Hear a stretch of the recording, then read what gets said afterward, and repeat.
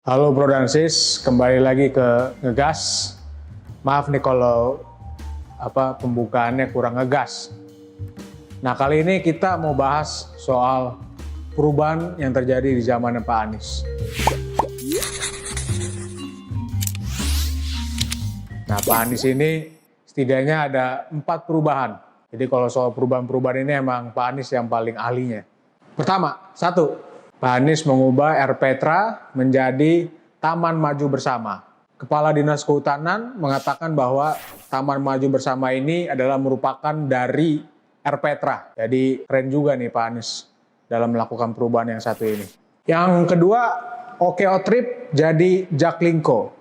Nah, gue sebelum-sebelumnya di media pernah mengatakan bahwa sebenarnya Jaklingko ini konsepnya bagus. Ya, gue setuju kalau kita punya armada kecil-kecil kayak angkot yang bisa masuk ke gang-gang yang ada di Jakarta. Tapi memang sudah penyakit, eksekusinya kurang. Gue melihat armadanya ini kurang banyak. Jadi konsepnya udah bagus, tapi tolong dieksekusi lebih cepat lagi, biar armada-armada Jaklingko ini bisa lebih banyak lagi dan masyarakat bisa merasakan transportasi kecil yang umum seperti ini yang namanya Jaklingko. Nah, gimana caranya memperbanyak armadanya itu? Ya, Pak Anies lah yang sebagai gubernur yang bisa menjawab itu. Gue sih sampai saat ini belum membaca statement beliau yang mau memperbanyak armadanya itu. Saran aja Pak Anies. Ya misalnya mungkin Pak Anies bisa melibatkan Bank DKI dalam pembiayaannya agar armada kita jauh lebih banyak. Ya, tapi itu salah satu solusinya aja. Jadi mungkin Pak Anies bisa cari solusi-solusi lain yang bisa memperbanyak armada Jaklingko ini. Yang ketiga, OKOC jadi Jakpreneur. Nah ini anehnya adalah dalam pergubnya namanya itu PKT, Program Kewirausahaan Terpadu. Gitu.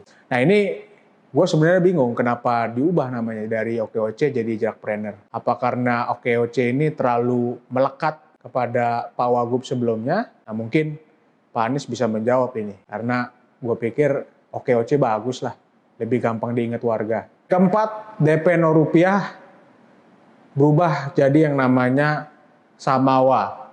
Nah ini menyedihkan ini. Kenapa? Karena dari targetnya 300.000 rumah, sampai sekarang hanya terisi 150 rumah saja. Jadi kalau kita lihat, apakah mungkin 2 tahun lagi bisa mencapai target 300.000 itu.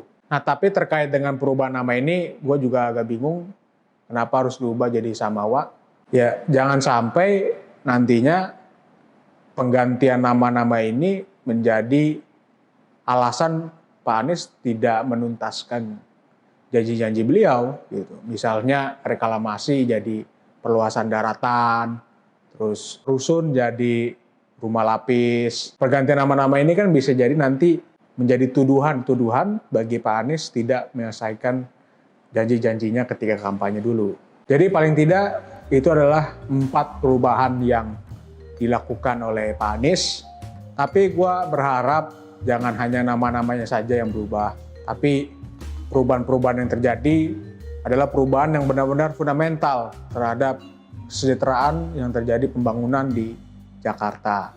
Biasanya tradisi di Indonesia itu perubahan nama itu sering terjadi kepada anak-anak yang biasanya pas kecil itu suka sakit, diganti nama dengan harapan bisa tumbuh menjadi anak yang sehat.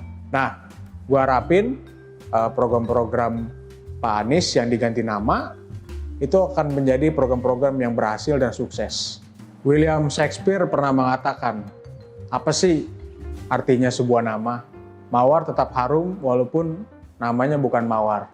Jadi yang penting adalah programnya diselesaikan, bukan hanya perubahan-perubahan nama saja. Jadi untuk Pak Anies, terus semangat untuk menjalankan janji-janji kampanyenya.